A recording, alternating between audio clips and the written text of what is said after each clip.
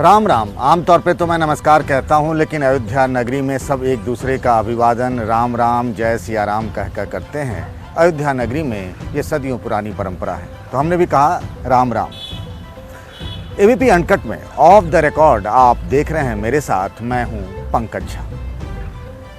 थोड़ी सी माफ़ी के साथ ये मास्क में हटा लेने की इजाज़त चाहता हूँ, फिर अपनी बात कहूँगा। सबको पता ही है वो ऐतिहासिक पल जिसमें 5 अगस्त को ठीक 12:15 पर प्रधानमंत्री नरेंद्र मोदी भव्य राम मंदिर के लिए भूमि पूजन करेंगे। उसके लिए अयोध्या की तैयारी इस बार बेहद खास है, क्योंकि सालों बाद या कह लें कि कई 100 साल बाद ऐसा मौका आया है, और इसीलिए तैयारी भी उसी लेवल की है।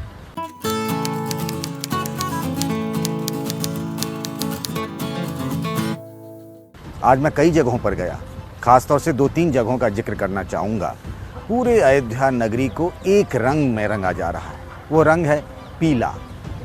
कहते हैं ना कि जब सूरज उगता है तो उसके थोड़ी देर बाद में पीले कलर का बड़ा धार्मिक महत्व भी रहा है हिंदू सभ्यता और संस्कारों में।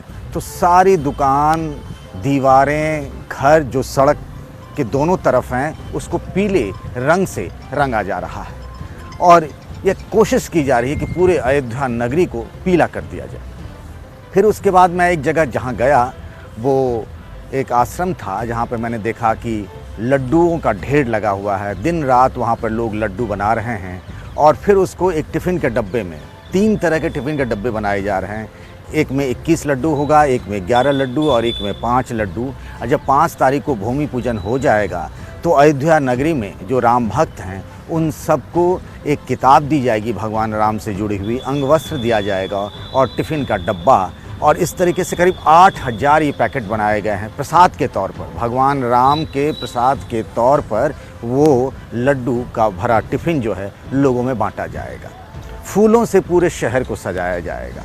जो मेहमान ख़ास तौर से बुलाए जा रहे हैं, जिसकी चर्चा लंबे अरसे से हो रही है कि 200 मेहमान होंगे भूमि पूजन के मौके पर। चूँकि कोरोना काल है, यहाँ भीड़ इकट्ठी नहीं हो, इसके लिए पूरे सीमे को सील कर दिया गया है। अयोध्या से लगी हुई जो सीमा है उसमें जिनको आने की इजाज़त है उन्हें आने दिया जा रहा है। बार बार ट्रस्ट की ओर से, राम जन्मभूमि ट्रस्ट की ओर से भी कहा जा रहा है कि आप अयोध्या नहीं आएँ, भीड़ न लगाएं, आप अपने घर पर बैठ कर के लाइव देखें जो भूमि पूजन कार्यक्रम होगा।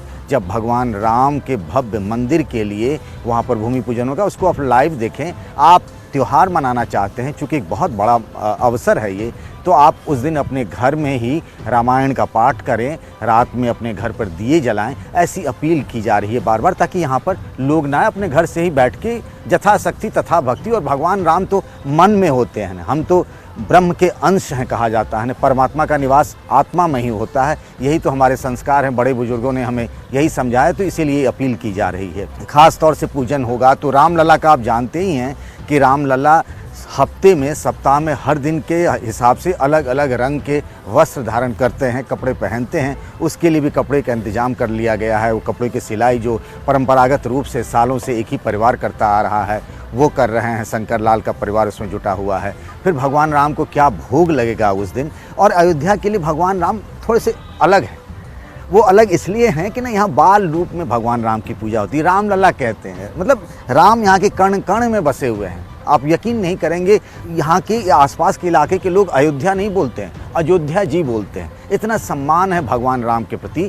तो यह रामलला की पूजा होती है, तो रामलला को क्या क्या खास पसंद है, विशेष पसंद है, वो उस दिन भूमि पूजन में भोग लगाए जाएंगे। उसके लिए भी खास तैयारी की जा रही है। कुल मिला के ये 5 अगस्त एक ऐतिहासिक दिन होगा भारत के लिए। दुनिया भर में फैले हिंदू समाज जो है, जो मानता है भगवान राम को, कई मुस्लिम भी भगवान राम के भक्त रहे हैं, और इस मौके पर जब भूमि पूजन होगा तो मुस्लिम समाज के लोग भी बुलाए जाएंगे।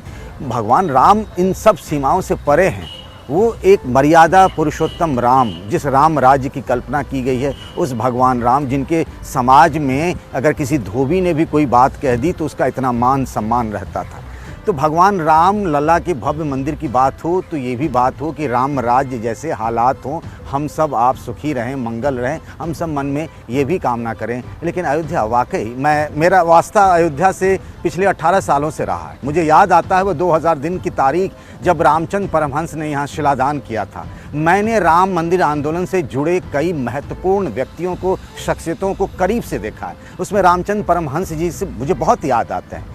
मैं उस वक्त थोड़ा कम उम्र का था, जाया करता था उनके आश्रम में, दिगंबर अखाड़े में, और कितना स्नेह भाव रहता था राम को लेकर के। उनके मन में जो आस्था थी, अशोक सिंघल हो गए जो विश्व हिंदू परिषद के हैं, गिरिराज किशोर हो गए, इन सबको। और अयोध्या में 2002 के बाद कई ऐसी कड़ियाँ आई जिनका मैं गवाह रहा हूँ, जिनको मैंने करीब से देखा है। रामलला टेंट से कैसे फाइबर में आए वो भी हमने देखा है। फिर यहाँ पर जो 1992 6 दिसंबर की, उनको तो मैंने तस्वीरों से देखा है, लेकिन 2002 के बाद की कई घटनाओं का गवाह मैं भी चाहे अनचाहे रहा हूँ। रिपोर्टिंग के सिलसिले में यहाँ आता रहा। वो अयोध्या और आज की अयोध्या में यकीन मानिए ज़मीन आसमान का फ़र्क है। और एक सपना जो था राम भक्तों का कि यहाँ एक मंदिर होगा, मंदिर भी वो भव्य मंदिर होगा, वो सपना साकार हो रहा है। और मुझे बड़ी खुशी है कि मैं उस सपने को सच होते हुए देख रहा हूँ उसी अयोध्या नगरी की धरती से। आप मेरे साथ बने रहिएगा, मैं आपको अयोध्या के कई रंग और कई किस्से बताता रहूँगा आगे भी एबीपी अनकट में। एबीपी न्यूज़ आपको रखे आगे।